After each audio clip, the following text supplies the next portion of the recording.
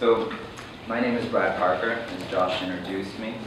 I work for Defense for Children International Palestine. It's a local Palestinian human rights organization.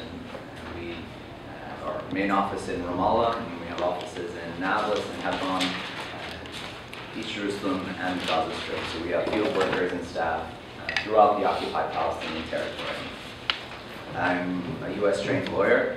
I work specifically on with our monitoring and documentation units and our attorneys that represent kids in Israeli military courts and the Palestinian Authority courts, looking at the evidence that's collected, the affidavits that we collect, the eyewitness testimony, and analyze the different trends that we see when it comes to the situation for Palestinian children in the occupied Palestinian territory.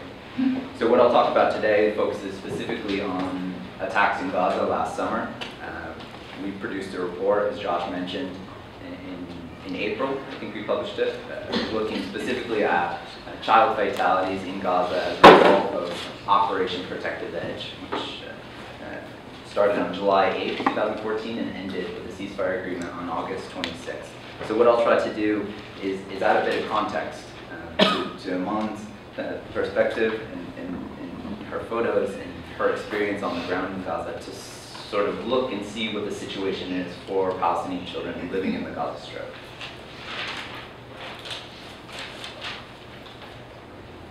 So the first observation is that there is no safe place for children in Gaza during military offensives. What happened last summer is not something new. This has been a cycle of violence and repeated Israeli military offensives on Gaza, really going back to 2006. In 2008, you had kind of a low-grade intensity conflict that killed 33 children. You had Operation Cast Lead in December 2008, January 2009, which killed 352 children. In November 2012, another 33 children were killed in the 8-day offensive. So this is really a repeated military offensives on the Gaza Strip, compounded by the fact that there's an ongoing 8-year-long siege that's created a completely man-made humanitarian crisis, where unemployment is skyrocketing, people have no livelihoods. It's a very dire situation, humanitarian situation in the Gaza Strip that's completely man-made. One of the key concerns that we have as a child rights organization is that the population of Gaza is extremely young. Over 50% of the population in Gaza are under 18 years old. Around 40%, 42% of the population is 14 years old and younger. So this is, when you look at the context of ongoing siege, repeated military offensives, the future looks fairly bleak without any type of accountability on the horizon. So I'll just kind of sketch out some figures from our report. We documented 547 children killed between July 8th and August 26th of last year.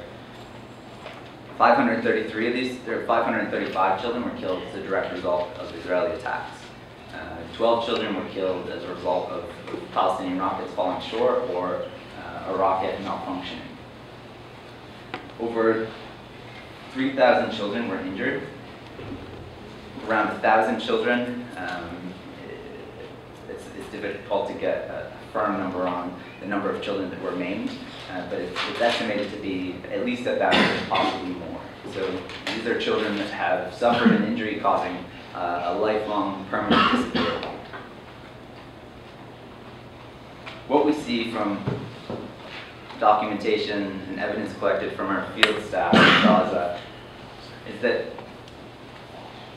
there's overwhelming evidence of international humanitarian law violations carried out by Israeli authorities, the Israeli armed forces. You see direct attacks on children, civilians generally, indiscriminate attacks on civilians, civilian homes, schools, residential buildings, and then you have disproportionate attacks throughout the Gaza Strip. Right? There was no safe place. children that fled from their homes after having flyers dropped, or phone calls, or roof knocks from drones, right? They fled their homes. We documented 18 children killed in UNRWA shelters, UNRWA schools, right? On direct attacks against UNRWA schools in Gaza by Israeli armed forces. One thing that we tried to do in this report that we hadn't done in previous reports is look at the types of attacks. So airstrikes, drone strikes, what types of weapons are being used? We know children are being killed, but what are the means and methods? And how does that comport with international humanitarian law? So what we found, based on our documentation, we had 225 kids killed in airstrikes. And so this is typically a case that Nadia will speak about, and that Aman mentioned. F-16 fighter jet, F-15 fighter jet, dropping 1,000, 1,500, 2,000 pound bomb on a residential home. There may be a military target, there may not, right? The entire home is leveled, an entire family is killed, dozens of people injured. These were sort of the norm, right? It wasn't any particular area that was left untouched from violations of international humanitarian law, and this is really what we see is a complete disregard to follow international humanitarian law by the Israeli armed forces. So I talk about indiscriminate attacks, disproportionate attacks, IHL violations. I want to just sort of talk about what I mean. What's the standard? What do armed forces have to abide by? So in international humanitarian law, right, there's two main principles. Principle of distinction, principle of proportionality. International humanitarian law governs armed conflict.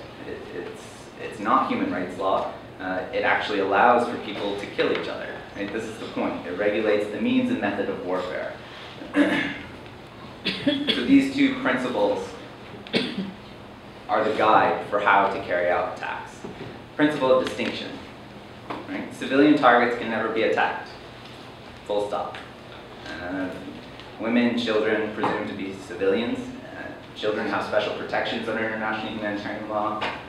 If you are an attacking force and you see a child, the presumption is that he's a child. He's a civilian. He's not a lawful target. If you target him, if you kill him, knowing that he's a child, knowing that he's not involved in hostilities, that's a war crime. It's a violation of international humanitarian law. It's very, very clear. It's very simple. It's not so complex.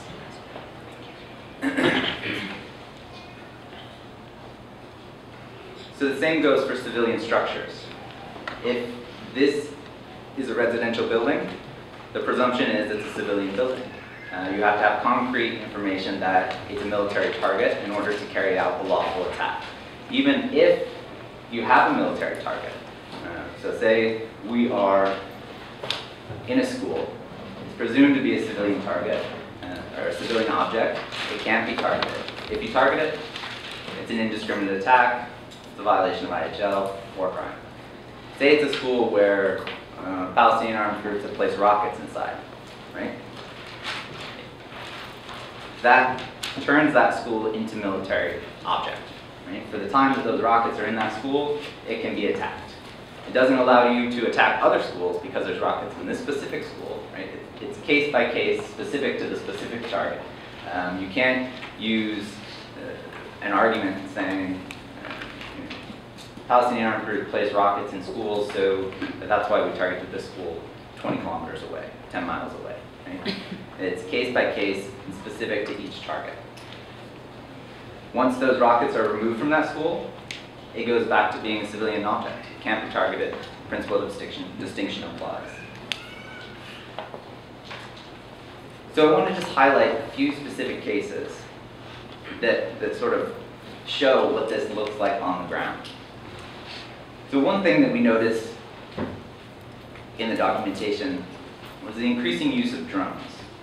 This is a trend that we've sort of been concerned about since December 2008, January 3rd, 2009, during Operation Castlet, we saw drones not just being used for surveillance throughout the Gaza Strip, but weaponized to target and attack individuals, but also homes, military targets, kind of everything.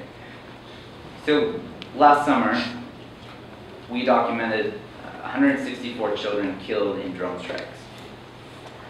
I'll talk about two cases just quick to give you a sense of what we mean when kids were directly targeted.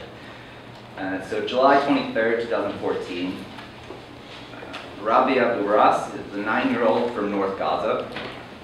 He fled his home with his family on July 17th, went to a UNRWA school that was turned into a shelter. Stayed there for a few days. The school was overcrowded. Everybody was fleeing from North Gaza to these different shelters, trying to find a safe space for their kids.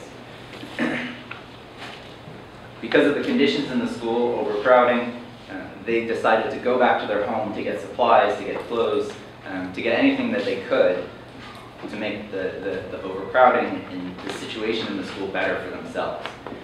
So on July 23rd, about 10 a.m., Rabi and his mom and another mother and her child went back to their village, walking, and they had a cart. They filled it up with clothes, some food that they had left in the home, and they're making their way back along a dirt road in the open air. And geographically, this village is located very close to the Israeli border fence with Gaza in the north. They were targeted with artillery from tanks across the border. All 4 were injured. When Rabi saw his mom fall to the ground, he took off to an ambulance that was about 400, 500 feet down the road. As he was running, a drone missile hit him directly, killing him instantly. This is sort of a typical case. There's a handful of cases that are exactly like this. You have a child, quite young enough where there's a distinct difference in height from an adult, outside in the open air with an unobstructed view. Drone strike hits them directly. Another case was on August 24th, the Judah family. So this was a case where a mother and her 5 kids were outside in the yard, open air, during daylight hours. Drone strike hit them directly in the vicinity where they were sitting, and 4 children were killed along with the mother.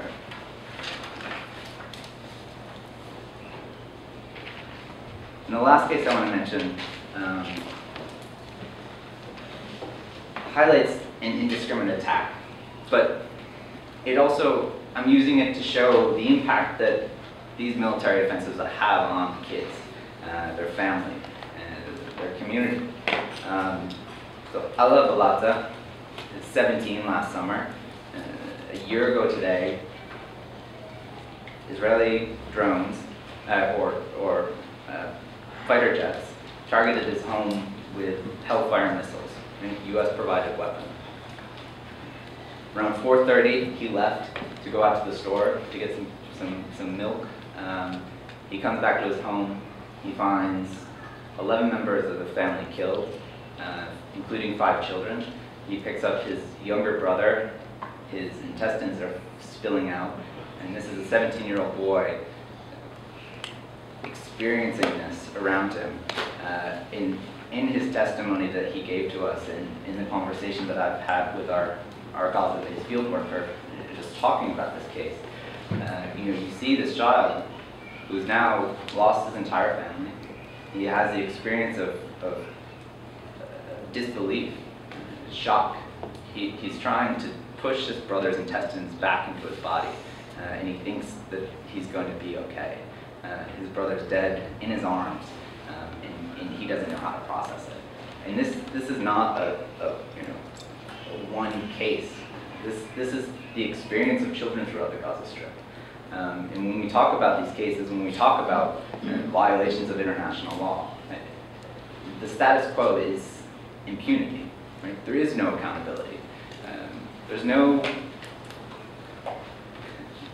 ramification for doing anything in violation of international law. US weapons are used to carry out attacks in complete disregard of international law. The trigger for the next military offensive is impunity. It's not Hamas rockets, it's not provocations by Israel, it's none of that, right? The trigger is impunity because these attacks can continue. Military offensives will be repeated, and we'll be talking about this until somebody holds somebody accountable. And that's why we're here. So I'll stop there, and we can talk more about any of this or anything else in questions.